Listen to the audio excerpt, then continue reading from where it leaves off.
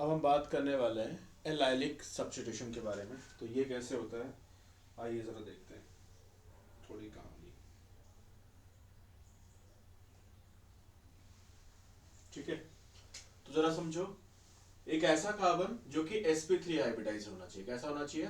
sp3 hybridise. जैसे ये carbon sp3 hybridised है, समझ पा रहे हो? जैसे मैं चलो एक दिखाता हूँ, स्पेशल CH2 CH3। तो ये कार्बन sp3 हाइब्रिडाइज्ड है, समझ पा रहे हो? ये sp3 हाइब्रिडाइज्ड है और इसका नेबर जो है वो sp2 है। मतलब इस तरीके से पाई बॉन्डेड सेटअप में होना चाहिए, पाई बॉन्डेड सेटअप होना चाहिए।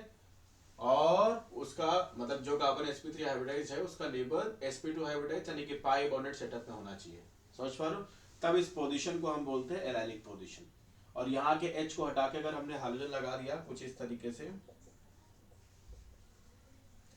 ये हाइड्रोजन लगा दिया, तो हम इसको बोलेंगे एलाइलिक सब्स्टिट्यूशन। समझ आया? आप जरा समझो, ये भी सेम उसी फंडे पे चलती है कि रेडिकल बनेगा। क्या बनेगा? रेडिकल बनेगा। ये देखो इस तरीके जहां हाइड्रोजन आना है, एच हट के रेडिकल आएगा ना, तो अब इसकी थोड़ा एक्स्ट्रा स्टेबिलिटी होती है। क्या होती है? Extra stability. तुम पढ़ा होगा तुमने कि भाई स्टेबिलिटी टर्शियरी सेकेंडरी प्राइमरी में भी बताया ना तुमको, हाइपर कंजुगेशन का यूज करते हुए। अब यहाँ थोड़ा एक्स्ट्रा स्टेबिलिटी होती है। वो कैसे? देखो जरा बताता हूँ कैसे।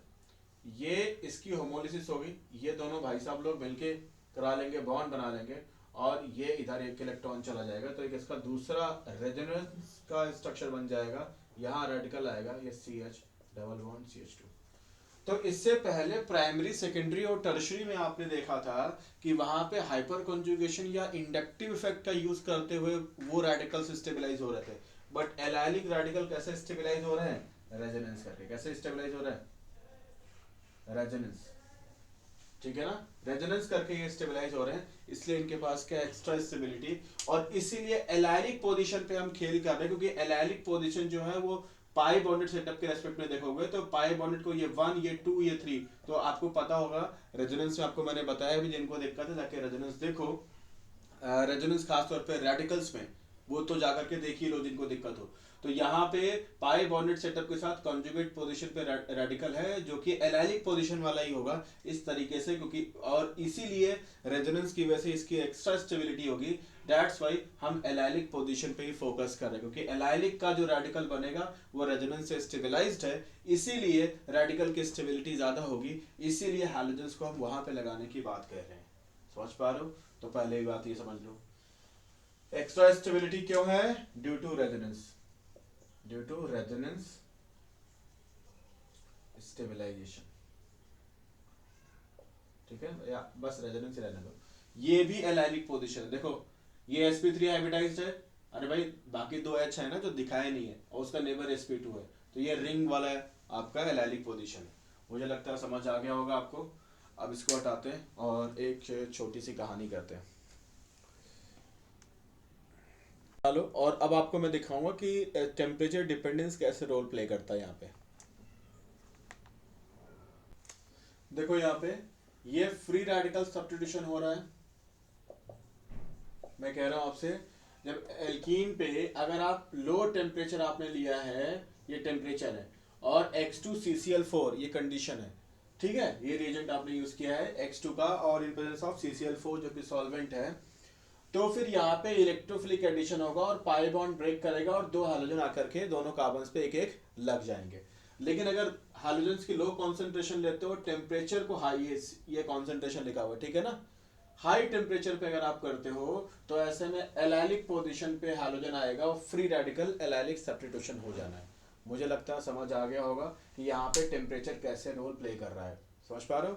क्योंकि देखो लो टेम्परेचर पे आपको पता है पाई बॉन्ड उसको पोलराइज करके, एल्कीन्स वाले सेक्शन में मैं बताऊंगा कि कैसे पोलराइज करके हाइड्रोजन को अपने से लगाता है, ठीक है ना। लेकिन अगर टेम्परेचर हाई करोगे तो एलाइलिक पोजीशन का CH बॉन्ड टूटेगा, फ्री रेडिकल क्रिएट होगा, वो रेजोनेंस स्टेबलाइज्ड होगा, इसीलिए एलाइलिक का ही तोड़ा और फिर उसकी जगह पे हाइड्रोजन आके लग जाएगा। ठीक है, तो ये कहानी जरा बना लो कि टेम्परेचर यहाँ पे क्यों रोल प्ले करता है, क्योंकि टेम्परेचर नहीं होगा तो बॉन्ड आप तोड़ ही नहीं पाओगे ना, रेडिकल्स क्रिएट ही नहीं हो पाएंगे, फिर कहानी आगे बढ़ ही नहीं पाएगी। ठीक है, जल्दी से बना लो इसको। यहाँ पे देखो इनिशिएशन आपने किया, Cl का रेडिकल आपने हाई टेम्परेचर का यूज करके बनाया, और फिर उसके बाद क्या हो जाना है जरा देखो ध्यान से। CH2 double bond CH single bond CH3, तो होगा क्या, इसको मैं CH2 को ऐसे में लिख दूं, कोई दिक्कत तो नहीं होगी आपको। Cl का रेडिकल आएगा, ये कराएगा होमोलिसिस, और ये एक इलेक्ट्रॉन मिल करके क्या बन जाएंगे, CH2 double bond CH single bond CH2 का रेडिकल, और साथ में बनेगा HCl। समझ पा रहे हो, कोई दिक्कत तो नहीं। अब फिर से कहानी क्या हो जानी है, सिंपल सी बात हो जानी है। और आगे आपका सीन ऐसा भी हो सकता है कि CH2 double bond CH single bond CH2 का रेडिकल जो है ये स्टेबल Cl2 की जाके होमोलिसिस करा दे, और क्या बना दे, ये दोनों भाई साहब लोग मिलकर के क्या बना दें, CH2 double bond CH single bond CH2 Cl। समझ पा रहे हो, साथ में Cl का रेडिकल। तो यहाँ पे ये क्या चल रहा है, अब क्या चल रहा है, प्रोपगेशन। क्या चल रहा है, प्रोपगेशन।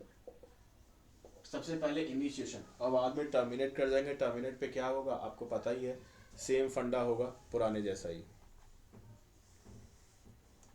बना लो इतना कहानी। अब इससे आगे चलते हैं और एक कहानी करेंगे एन ब्रोमोसक्सिनामाइड के बारे में, जिसको कभी कभी ऐसे लिख के देते हैं ना, इसको हटा देता हूँ, देखो ऐसे लिख के दे देंगे CH2 double bond CH CH3 NBSH ऐसे लिख के दे देंगे NBSH। तो यहाँ पे क्या बनेगा प्रोडक्ट, तो बनेगा CH2 double bond CH CH2Br। ठीक, यही सेम रिएक्शन होगी और कह देंगे Br2 CCl4, तो क्या बनेगा, एडिशन होगा, ये Br ये Br ये CH3। यही सेम रिएक्शन अगर होती और क्या कहते थे आपसे, ब्रोमीन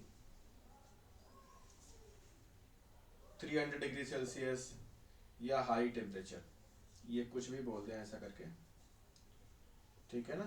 तो आपको क्या बोलना है, ये भी एलाइलिक सब्स्टिट्यूशन अभी बताया आपको, ठीक है। कर लो इसे जल्दी से कर लो।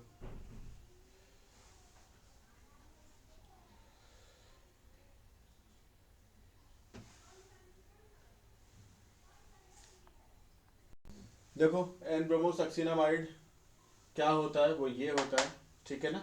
क्या होता है, सबसे पहले ये N B R bond probably ये ब्रेक करता है और बी आर का रेडिकल आपको मिलता है। और बी आर का रेडिकल फिर क्या करता है, आपके जो एल्कीन है उस पर क्या कर देगा, अटैक कर देगा और एलाइलिक सब्स्टिट्यूशन कराएगा, ये एलाइलिक रेडिकल क्रिएट करेगा और फिर Br2 पे अटैक करके एलाइलिक पोजीशन पे Br आएगा। अब तुम सोचो कि Br2 कहाँ आ गया, सबसे पहले तो आपने कहा था NBS हमने लिया एन ब्रोमोसक्सिनामाइड, उसमें Br2 तो कोई है नहीं, तो Br2 ऐसे क्रिएट होता है। देखो ये जो एन ब्रोमोसक्सिनामाइड है, सबसे पहली बार तो NBr बॉन्ड टूट गया ना, वो मतलब ऐसा मानते हैं। फिर उसके बाद क्या होगा कि जो HBr जो क्रिएट हुआ है उस HBr के साथ ये एन ब्रोमोसक्सिनामाइड, ये जो HBr यहाँ क्रिएट हुआ उसके साथ रिएक्शन करके ये कॉन्टिन्यूअस और स्लो सप्लाई Br2 के देता रहेगा। और ये Br2 पे फिर जो एलाइल रेडिकल पहली बार क्रिएट हो गए थे ना, बार बार ये Br2 पे अटैक करेगा, तो फिर Br रेडिकल आ गया, फिर ये एक स्टेबल पे अटैक करेगा, फिर HBr बनेगा, फिर ये आपको Br2 देगा, फिर Br2 पे एलाइल रेडिकल अटैक करेगा। तो बार बार सीन चलते रहेगी। पहली बारी खाली ये Br का रेडिकल देना होता है, बस Br का रेडिकल बनाएगा एलाइल रेडिकल, HBr बनेगा, फिर ये रिएक्शन करके बना देगा Br2, फिर Br2 पे एलाइल रेडिकल अटैक करके बना देगा एलाइल सब्स्टिट्यूटेड प्रोडक्ट आपको बना देगा। तो समझ आ गया, तो बार बार ये सीन चलता रहेगा। तो समझ आ गया NBSH एलाइलिक पोजीशन में इंटरेस्ट क्यों लेता है, उसकी मैकेनिज्म भी आपको बता दी गई है। अब ज़रा एक छोटा सा कहानी ज़रा समझो, काफ़ी खास और इम्पोर्टेंट है। हटा दो इसे, ठीक है। अगर मैं लेता हूँ एग्जांपल के तौर पे और वो ले लूँ कुछ ये ऐसे, मैं लिख दे रहा हूँ CH2 double bond CH CH2 CH3 और मैं यूज कर दूं NBSH। आपको पता है रेडिकल बनेगा, तो जो रेडिकल बनेगा CH2 double bond CH single bond CH, ये रेडिकल ये CH3। समझ पा रहे हो। तो यहाँ पे जो प्रोडक्ट बनेंगे वो जानते हो कौन कौन से बनेंगे, तो वो दो बनेंगे। पूछो कैसे, यहाँ भी Br आएगा प्लस यहां भी बी आर आएगा। तुम बोलोगे कैसे, एलाइलिक पोजीशन तो ये थी, तो यहां कैसे आ गया, समझ पा रहे हो? तो यहां कैसे आ गया, ये क्या हो गया, यहां क्यों आ गया, समझ पा रहे हो? तो यहां इसलिए आया है, जरा देखो ये जो एलाइल का रेडिकल है, ये बताओ रेजोनेंस कर सकता नहीं कर सकता, ये इधर पहुंच जाएगा तो डबल बॉन्ड यहाँ पहुंच जाएगा, तो CH2 का रेडिकल फिर क्या हो जाएगा, देखो ये दोनों मिलके बॉन्ड बना लेंगे, तो finally CH double bond CH और ये CH3 बन जाएगा ना। तो कभी एलाइलिक रेडिकल ये वाला होगा, देखो ये वाला होगा, यहाँ पे एलाइलिक रेडिकल होगा ये समझ पा रहे हो? और कभी जब पाई का डीलोकलाइजेशन रेजोनेंस की हो जाएगा तो फिर ये भी तो रेडिकल बन जाएगा।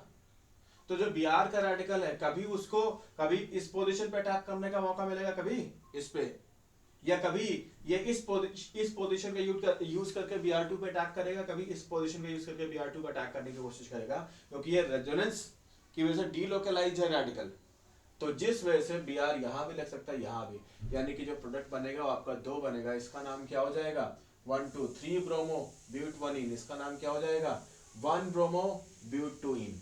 तो इस तरीके से आपको प्रोडक्ट्स मिल जाएंगे, और साथ में इसमें और भी क्या मिल सकता है, ध्यान दो ध्यान दो ध्यान दो, इतना ही नहीं, इसमें ये 2 आपके मैंने स्ट्रक्चरल आइसोमर बनाए हैं।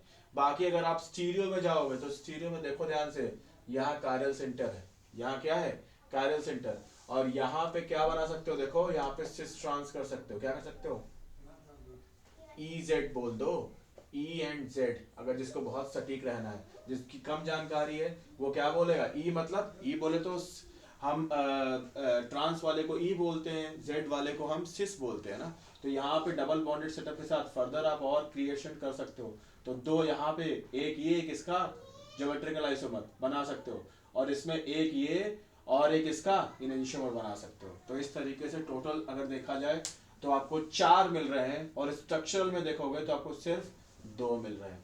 मुझे लगता है समझ आ गया होगा कि स्ट्रक्चरल, पहली बात तो आप सोच रहे थे एक ही बनेंगे, 1 से 2 कैसे बने, और अब 2 से 4 कैसे बन जाएंगे, वो भी समझ पाए। 2 से 4 क्यों, कायरल सेंटर है, एक इसका non super imposable mirror image बनेगा, ये इसमें डबल बॉन्ड के around hinder rotation geometrical isomerism, तो एक ये इसका ज्योमेट्रिकल आइसोमर, तो 2 ये 2 4, समझ पा रहे हो?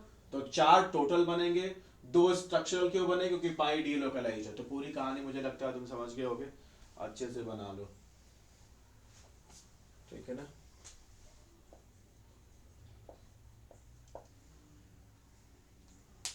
बढ़िया, देखो यहाँ पे ये इनके हाइब्रिड का स्ट्रक्चर हो जाएगा, पाई डीलोकलाइज है, दोनों पे पार्शियल रेडिकल्स बना दिए हैं, दोनों प्रोडक्ट पॉसिबल है क्योंकि डीलोकलाइज्ड है, इसलिए दोनों प्रोडक्ट पॉसिबल है। Symmetrical alkene will give same product but unsymmetrical alkene will give isomers. ये क्या चीज है जरा समझो, डबल बॉन्ड CS, ये CH3 होता, ठीक है। तो तुम डीलोकलाइज करके, ठीक है ना, अगर इसको डीलोकलाइज तुम कर देते, या ऐसा ले लो ना, सिंपल सा ये ले लो, ये, तो इसमें अगर पाई को आप डीलोकलाइज करा दोगे तो चाहे इधर इधर डीलोकलाइज कराओगे तो चाहे Br इधर लगाओ चाहे Br इधर लगाओ, हमेशा क्या होगा 1 ब्रोमो प्रोपेन ही आपको मिलने वाला है, सेम प्रोडक्ट मिलेगा। बट यहाँ पे आपको सेटअप दूसरा आप क्रिएट कर सकते थे, इसलिए आपको यहाँ पे सेम प्रोडक्ट आपको नहीं मिला, समझ पा रहे हो? तो ये तो प्रोपेन तो खास केस हो गया। दूसरा देखो, अब हम बात करेंगे बेंजालिक पोजीशन की। तो बेंजीन से डायरेक्टली लगा कार्बन जो होता है, ये बेंजालिक पोजीशन कहलाती है, समझ पा रहे हो? बेंजालिक पोजीशन, ठीक है। और बेंजालिक सब्स्टिट्यूशन क्या है कि बेंजीन से डायरेक्टली लगा जो कार्बन है जो कि sp3 हाइब्रिडाइज्ड है, तो इसके H को हटा करके आप ग्रुप्स को लगा रहे हो, मतलब ऐसा कुछ Br2 H आपने कर रखा है, तो बेंजीन से ये कुछ ऐसा CH2Br तुमने लगा दिया, तो इसको बोलेंगे एलाइलिक बेंजाइलिक सब्स्टिट्यूशन। अब फिर से सवाल उठता है क्यों बेंजाइलिक, क्यों बेंजाइलिक ही क्यों? जैसे एलाइल ने बताया था ना एक्स्ट्रा स्टेबिलिटी, वैसे इसके पास भी एक्स्ट्रा स्टेबिलिटी है, रेजोनेंस में समझा चुका हूँ। क्या होगा, ये रेडिकल यहाँ आएगा ना, रेडिकल यहाँ आएगा, इसकी कराएगा होमोलिसिस, और ये बॉन्ड इस तरफ यहाँ घूमेगा, तो ये भाई साहब लोग मिलके क्या बनाएंगे, बॉन्ड, समझ पाए? तो ये रेडिकल यहाँ आ गया और ये डबल बॉन्ड बन गया ये CH2। तो रेडिकल की परेशानी रेजोनेंस से क्या है, स्टेबलाइज है। रेजोनेंस से क्या है, अब ये फर्दर आगे घूमेगा पैरा पे रेडिकल, है ना, फिर रेजोनेंस करते हुए ऑर्थो पे फिर वापस लौटेगा। तो लिख लो बेंजालिक रेडिकल, बेंजालिक रेडिकल क्या है, एक्स्ट्रा स्टेबल है, एक्स्ट्रा स्टेबल है। क्यों? Due to resonance. समझ गए बात को? इसीलिए हम बेंजालिक पोजीशन पे ही इंटरेस्ट ले रहे हैं। क्यों? क्योंकि बेंजालिक पोजीशन पे रेजोनेंस पॉसिबल है और उसके पास स्टेबिलिटी है। समझ गए बात को? और आपको पता है इंटरमीडिएट जितना स्टेबल होगा रेट ऑफ रिएक्शन भी उतनी क्या होती है, फास्टर ना, रिएक्शन आगे बढ़ जाती है। समझा चुका हूं पहले। मैकेनिज्म इसकी भी सेम जैसे एलाइलिक की पढ़ी तुमने, वैसी मैकेनिज्म इसकी भी रहने वाली है। अगर NBS HNO जो भी चीज़ें तुम यूज़ करोगे ना, सेम पैटर्न पे कहानी चलेगी इसकी भी। अब जरा यहाँ पे देख लो, अगला मैकेनिज्म तो आपको बता चुका हूँ, सेम होगा। अब क्या होगा कि अगर तुमने कभी यूज कर दिया Cl2 को एक्सेस में, ठीक है ना, Cl2 को आपको बताया था ना, अगर आप Cl2 को या हाइड्रोजन को अगर आप एक्सेस में यूज कर दोगे तो जितने भी H वो हटा सकता है sp3 आयोडाइज के, वो सारे हटा देगा ना। तो CH3, अगर तुम्हारे पास Cl2 है एक्सेस में, ठीक है, H2, तो क्या बनेगा फाइनली, तीनों H हटा के क्या बना देगा ये, CCl3। मुझे लगता है कोई दिक्कत नहीं होगी, पहले भी आप ऐसा देख चुके हो, ठीक है ना। बढ़िया, देखो ध्यान से यहाँ पे इसका रिएक्शन करा रहे हो। बेंजालिक पोजीशन है, ये primary just sp3 hybridise carbon है, तो ये प्राइमरी रेडिकल क्रिएट करेगा तो तब Br लगेगा, तो ये रिएक्शन स्लो होगी। बट यहाँ पे बेंजालिक रेडिकल होगा, ज्यादा स्टेबल होगा, तो फास्टर बनेगा, तो इसलिए ये रिएक्शन क्या होगी, फास्टर होगी। तो मुझे लगता है इसमें आपको कोई दिक्कत नहीं आएगी। समझ पा रहे हो? बाकी आपसे अगर एक्टिवेशन एनर्जी किसी रेडिकल की पूछ लिया जाए, मतलब अगर मान लो दो Cl के रेडिकल एक दूसरे से कंबाइन कर रहे हैं, कुछ ऐसा, Cl radical plus Cl radical Cl2 बना रहे हैं, तो इनकी एक्टिवेशन एनर्जी क्या होती है, 0। ये बात अलग से लिख लेना, क्योंकि अब तो ये ऊपर ही है, नेट की हाइट पे ही, अब तो उनको नीचे ही तो आना है। अरे भाई ये कुछ ऐसा ही तो है, ये रेडिकल अब नीचे ही लुढ़क के तो आएगा, तो अपने पीक पे है, तो इसलिए इसकी एक्टिवेशन एनर्जी 0 होती है, बता रखा पहले। बाकी बस याद आया तो मैंने क्या बता देता हूँ, नोट कर लो इसको, इतनी कहानी।